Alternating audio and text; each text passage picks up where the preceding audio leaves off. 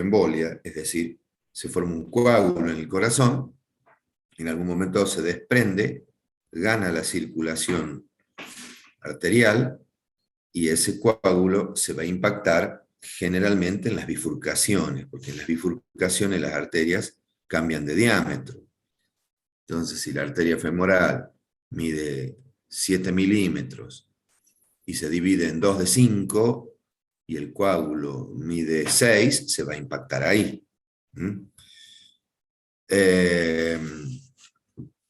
¿Cuáles son las enfermedades cardíacas que suelen embolizar? Bueno, ustedes lo saben bien, por medicina interna, por clínica médica, por semiología. Son las cardiopatías que cursan con dilatación de la aurícula izquierda, por eso muchos pacientes estos van anticoagulados, para evitar esto. Algunas valvulopatías que no son tan frecuentes, al curso de un infarto agudo de miocardio también puede haber embolia de origen cardíaco. También puede haber embolias desde la aorta hacia los miembros inferiores, más raro, pero la aorta puede ser asiento de émbolo, la aorta torácica puede tener una placa ulcerada que promueve la formación de trombo. Ese trombo es un trombo exofítico hacia la luz arterial y en algún momento se puede desprender.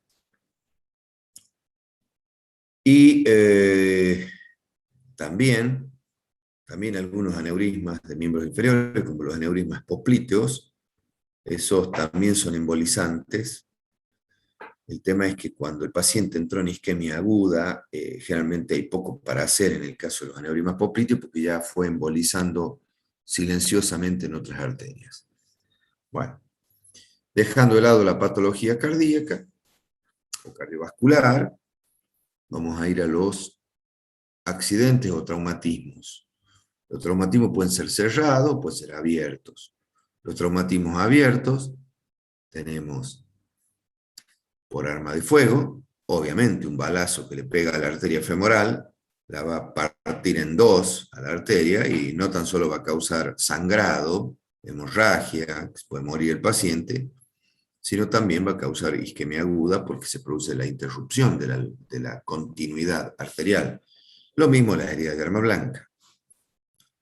Los traumatismos cerrados son bastante complejos, generalmente comprometen la rodilla y el principal mecanismo es la luxación de rodilla. La luxación es cuando la rodilla hace esto, ¿no? Acá tenemos el fémur y la tibia y hay un traumatismo muy violento donde se estira, además de romperse los tendones y ligamentos, la arteria cuando se estira tiene tres capas, la arteria, eso ya lo sabemos, la capa media y la adventicia son elásticas, pero la íntima, el endotelio, no. Entonces el endotelio, una vez que se seccionó por estiramiento, se produce su retracción. Entonces, la sangre que viene en sentido, digamos, esta es mi mano derecha, desde mi derecha hacia la izquierda, al flap proximal lo va a pegar contra la pared,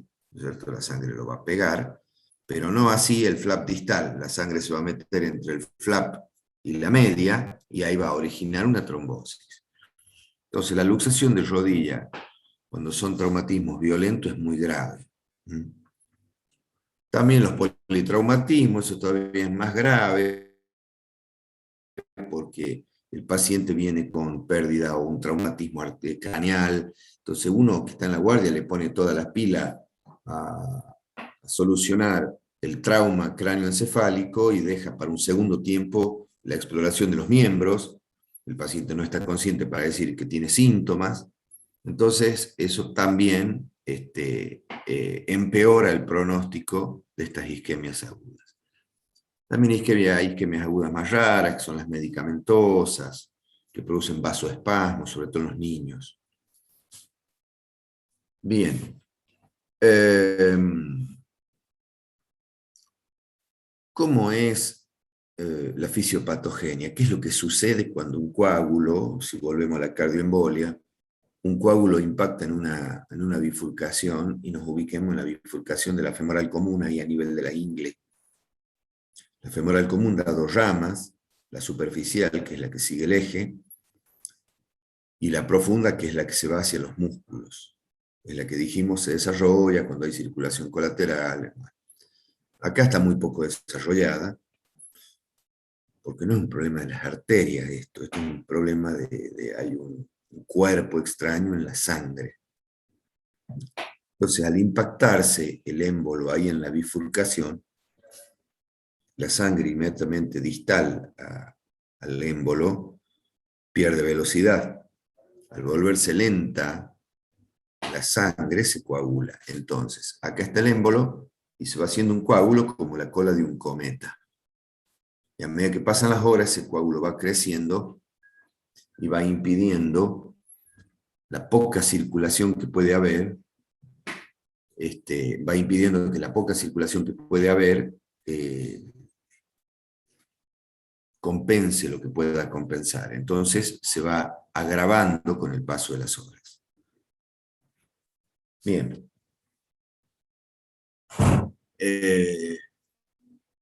¿Cuáles son los síntomas que va a referir un paciente con una isquemia aguda? Imagínense que hay un stop al flujo arterial súbito, el paciente va a tener dolor, pero un dolor muy intenso. No es cualquier dolor. El día que ustedes vean una persona, generalmente son personas jóvenes, una persona joven por una cardiopatía, en una camilla de una guardia con una isquemia aguda, va a estar muy dolorida. Posiblemente lo alivie momentáneamente la morfina y sus derivados. Entonces, el principal síntoma es el dolor, un dolor muy intenso. Bien, el dolor en inglés es pain. La otra cosa que nosotros vamos a observar es la coloración.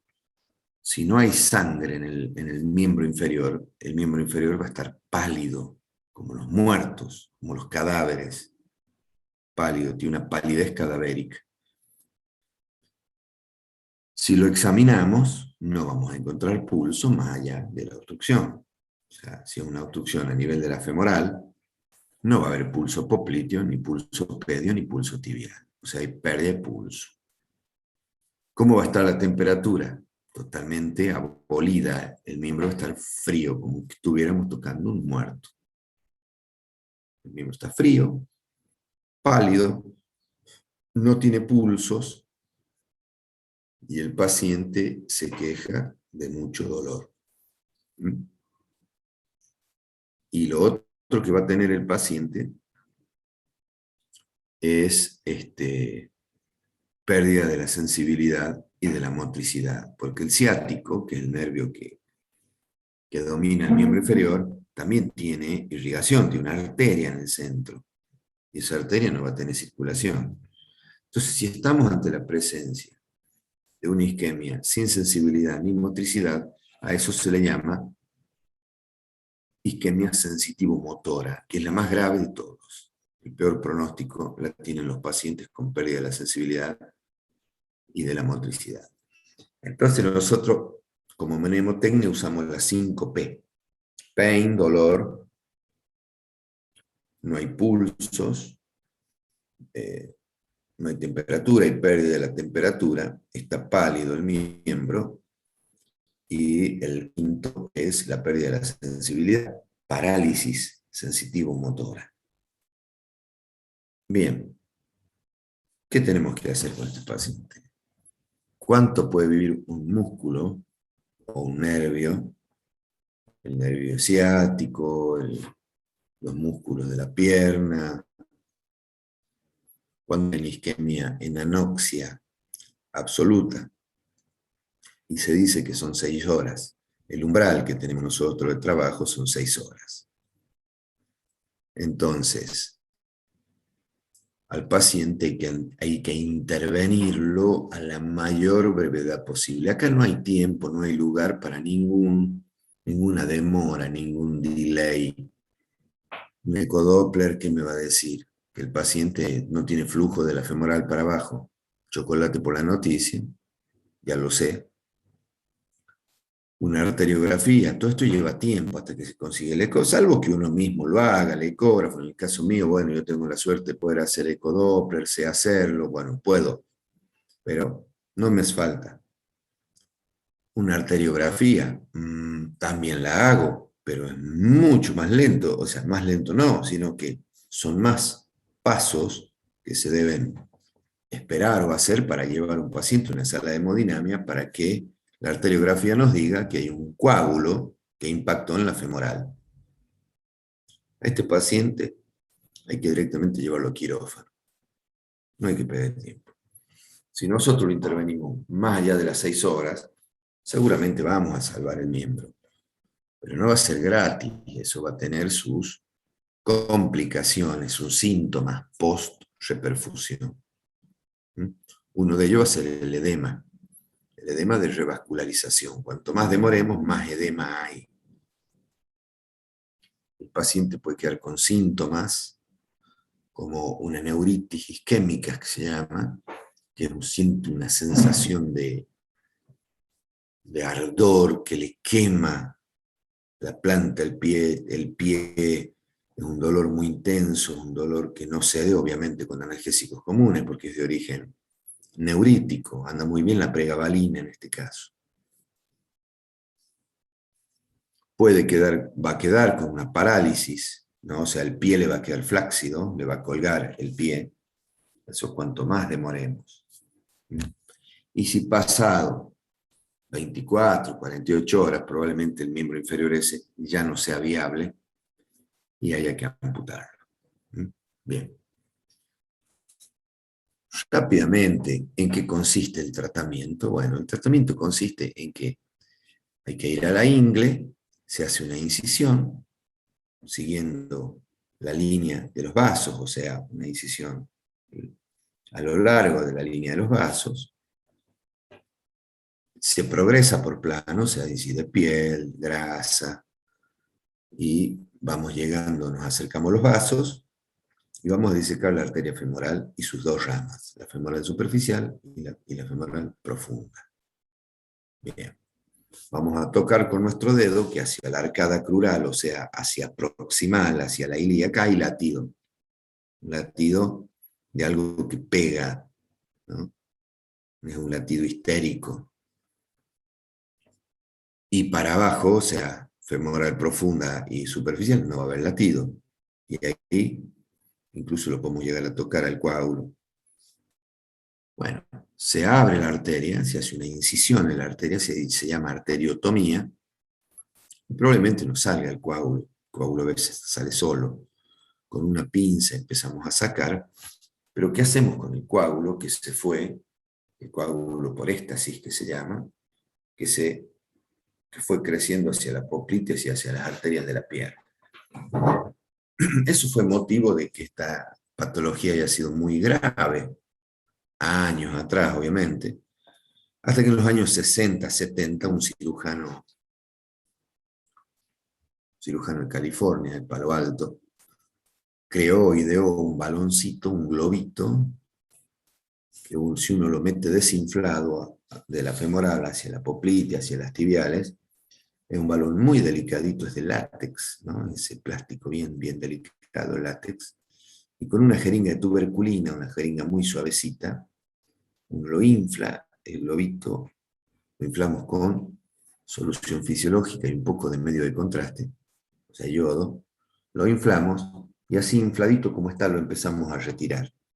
Entonces, está la arteria, el balón se infla tocando las paredes de la arteria, y cuando yo lo retiro, ¿qué va a hacer? Me va a sacar el coágulo, me va a ir saliendo el coágulo, el chorizo, la morcilla, hasta que saco el catéter. Eso se llama trombectomía o embolectomía con catéter de Fogarty.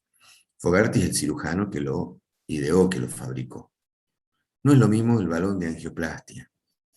El balón para hacer una angioplastia, un balón muy duro, un balón que tiene que ver con una placa de ateroma, no es de látex.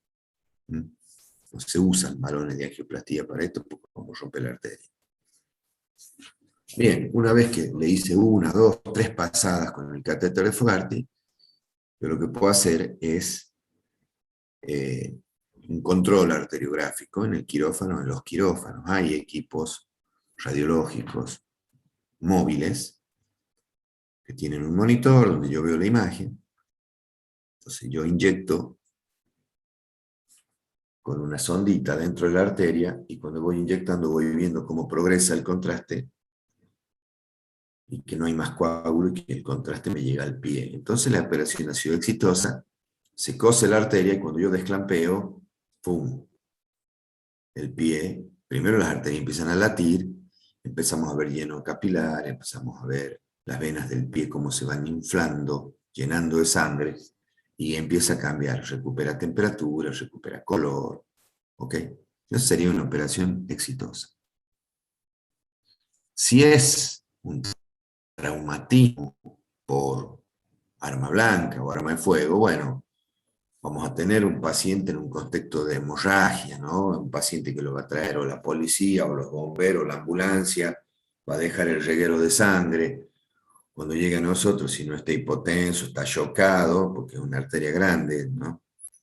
Entonces, nosotros vamos a ver el orificio de entrada, generalmente son en la cara interna de muslo. Vamos a incidir, nos va a venir sangre, y en un momento dado vamos a llegar a la arteria y vamos a clampear, tanto la arteria proximal como la distal. Y la arteria la vamos a ver seccionada, con los bordes desflecados, dañada. Vamos a cortar 1 milímetro, 2 milímetros en zona sana, no hay que cortar mucho, hay que economizar la arteria, y vemos si nos da. Generalmente no, porque se retraen los bordes. Entonces, ¿qué hacemos? Sacamos un pedacito de safena y lo usamos ahí de extensión, se dice, se interpone un injerto de vena safena. Se cose la parte proximal, la parte distal. Cuando se desclampea, la sangre vuelve a circular. Eso sería una revascularización con interposición de injerto. Bien. Doc, Sí. ¿podría repetir lo último, por favor? Que justo se me cortó el internet y no llegué a escuchar lo del injerto. ¿En qué caso se hacía? Cuando hay traumatismo arterial, entonces la arteria está seccionada, vos cortás, zona sana, te quedan los dos cabos y le pones una vena safena de extensión, porque no te van a llegar los cabos. Eso, Bien, gracias. eso se llama interposición de injerto. Bien, ahora, ¿qué hacemos con un paciente que sale de quirófano después de un cuadro de embolia cardíaca? Ese paciente primero hay que mandarlo a coronaria. ¿A qué? A que lo anticoagulen, porque tiene un problema cardíaco, no es un problema de las arterias, no hay que darle antiagregantes plaquetarios, no tiene daño arterial, no tiene placa de ateroma. El problema es que se forman coágulos en su corazón, entonces hay que anticoagularlo. Ya vamos a tener la clase de anticoagulación. Bien. Segundo, puede haber otro episodio. A todos nos ha pasado, quienes operamos esto, que el paciente lo vamos sacando de la camilla o lo vamos llevando a coronaria y nos hace una isquemia en la otra pierna. O nos hace una ACV, porque el coágulo se fue al cerebro. O a los 2 o 3 días hacen un infarto intestino mesentérico porque se hizo una embolia en la mesentérica. Entonces hay que anticoagularlo bien. Y el cardiólogo estudiará cuál es su patología de base, porque hay algunas cardiopatías que requieren tratamiento quirúrgico, como la hemorragia digestiva. Te dicen, paciente tiene hemorragia digestiva alta. Perfecto. No es lo mismo unas varices esofágicas que una úlcera sangrante. Una úlcera sangrante hasta se la puede esclerosar por vía endoscópica, o en el peor de los casos le abro el estómago, le coso la úlcera que está sangrando y le salvo la vida al tipo. En el corazón es lo mismo, tengo que investigar la causa. No me puedo quedar con que de brazos cruzados, hizo un embolia, pobrecito. No, investiguemos, veamos. ¿Qué hacen los cardiólogos? Si bien esto no es una clase de cardiología, pero primero van a hacer un eco transtorácico, generalmente no se ve muy bien, sobre todo la aurícula izquierda. La aurícula izquierda, acuérdense, está pegada al esófago. Entonces, ¿qué hacemos? Un eco transesofágico. Ahí está, al lado está la aurícula. Bien. ¿Y ese paciente qué evolución va a tener? Bueno, todos esperemos que tenga una buena evolución, que recupere color, temperatura, pulsos, que el edema no sea tan intenso. Pero ¿qué pasa si el edema es cada vez más Importante, importante. Bueno, si uno hace un corte de la pierna, tenemos que la aponeurosis en su interior contiene hueso, la tibia y el peroné. ¿Qué más contiene? Las arterias y sus venas, las venas satélites. La safena está de la aponeurosis para afuera, entre la aponeurosis y la piel, ahí se encuentran las venas safena, interna, externa, o sea, el sistema venoso superficial. Aquí va a interesar, va a comprometer la safena, perdón, las venas profundas que acompañan a las arterias. Entonces, si hay mucha tensión, la presión que se va generando dentro del compartimento, por eso se le llama síndrome compartimental, primero la va a colapsar a la vena, que es la que menos presión tiene, ¿no? La fuerza exterior supera a la presión de la vena, la colapsa, o sea que el miembro se pone cianótico. Eso va a generar más edema y va a terminar por colapsar la arteria y el paciente entra de nuevo en una isquemia aguda. Eso se llama síndrome compartimental. En traumatología seguramente lo van a ver, los traumatólogos operan mucho síndrome compartimental por las fracturas.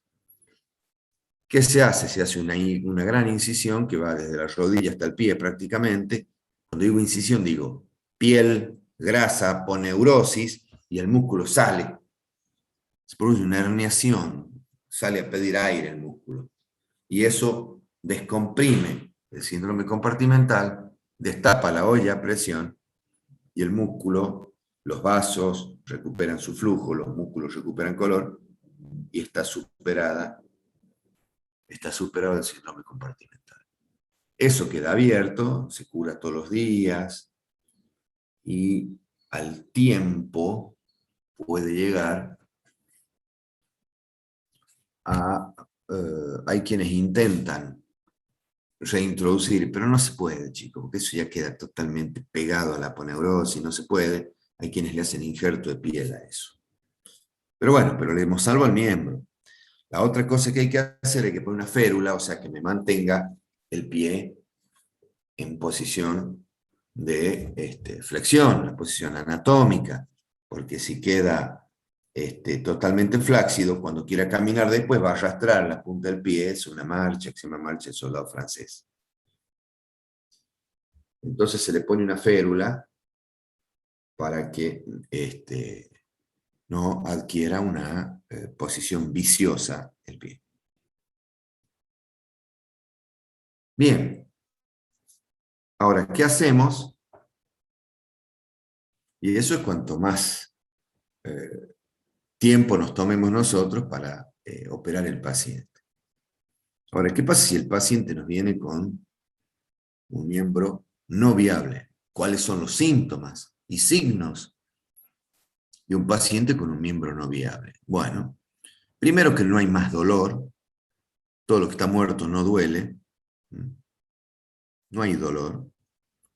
Hay rigidez, el miembro está rígido, yo lo quiero hacer mover la articulación del tobillo, no se puede, como los muertos, tiene rigidez cadavérica. Ya no hay cianosis, sino que hay placas azules que se llaman livideces cadavéricas. Lividez con B corta, lívido con B larga es otra cosa. Y se empiezan a hacer grandes ampollas, que se llaman flictenas. Bueno, con eso tenemos cantado que ese miembro no se puede recuperar, no se va a recuperar. Si le buscamos las venitas del empeine, del dorso del pie, vamos a ver que todas las venitas están coaguladas, no hay circulación, no hay lleno venoso. Entonces ese paciente se lo considera miembro no viable y se lo debe amputar. Bien. ¿Cuáles son los niveles de amputación? Yo aprovecho esta clase para explicar cuáles son los niveles de amputación. Bueno, si el paciente tiene pulso femoral, no tiene popliteo, no tiene pulsos distales, se debe hacer una amputación por arriba de la rodilla. Nos aseguramos cortar donde hay buena circulación.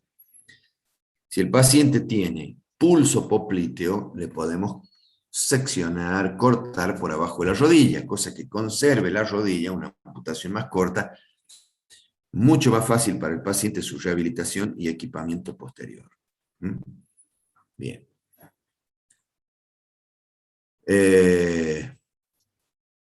El paciente no hay que perder tiempo si no tiene el miembro viable y hay que amputarlo a la brevedad, porque eso junta elementos tóxicos como radicales libres, ácido láctico, mioglobina, y le pueden causar un verdadero trastorno metabólico al paciente, con insuficiencia renal, en fin. Entonces al paciente lo amputamos. Bien. ¿Cómo es la vida posterior de amputado? Ya nos estamos yendo a la isquemia, pero les doy 2, 3, 4 palabras cómo es el amputado. Ya sea por debajo de la rodilla o por arriba de la rodilla, el paciente tiene que colocarse un vendaje compresivo para que el muñón vaya perdiendo el edema propio de una intervención quirúrgica y adquiera su diámetro, su medida definitiva. Esa venda elástica la tiene que usar todos los días, y más o menos a los 3 meses, entendiéndose que la herida está bien cicatrizada, como la mayoría de las veces, se lo manda a un protesista para que le haga una prótesis provisoria. Se llama pilón de marcha, que es un cono de yeso con un palo y un pie. Lo más rústico y elemental que se les ocurra. Cono de yeso, un palo, tipo palo de escoba, y un pie. ¿Por qué es eso? Porque a medida que él vaya caminando, va a ir moldeando su muñón, el muñón le va a ir cambiando la forma, y lo más probable es que el pilón, con el paso de los meses, le quede grande. Y vamos viendo nosotros que el paciente camina bien, mientras tanto el muñón se le sigue achicando, el pilón le va quedando grande, y ahí es cuando lo descartamos al pilón y le ponemos la prótesis definitiva, que son ya con materiales resistentes, livianos, cubierta de neoprene, con un pie Sach muy estético, de modo que estos pacientes nosotros quizá lo veamos caminar por la calle y no nos demos cuenta que están amputados. Así que bueno, chicos, esto más o menos así es. Esto es la clase de isquemia aguda. ¿Alguna duda, pregunta? No confundan isquemia aguda con trombosis venosa profunda que no hemos tenido. No confundan el balón de la embolectomía con el balón de la angioplastia. No confundan una embolectomía con Fogarty con una angioplastía. Digo porque en el examen confunden. Y eso, decirme a mí, confundirme esas cosas que son muy básicas, me llevan de manera poco gustosa a aplazarlos. Porque no se puede confundir eso. ¿Ok?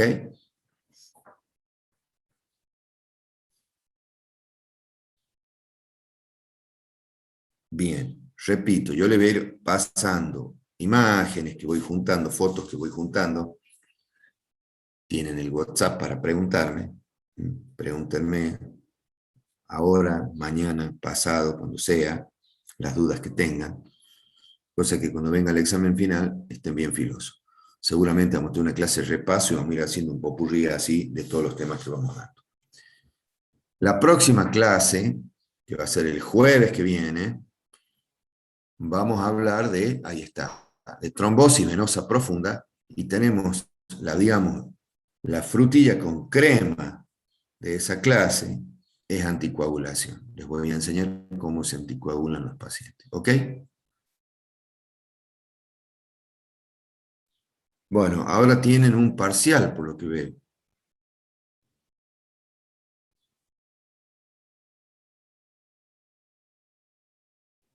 Bien. Y después que tienen algo más, el viernes, no. O sea que tienen un fin de X. ¿Cuándo? Qué malondón, paliza.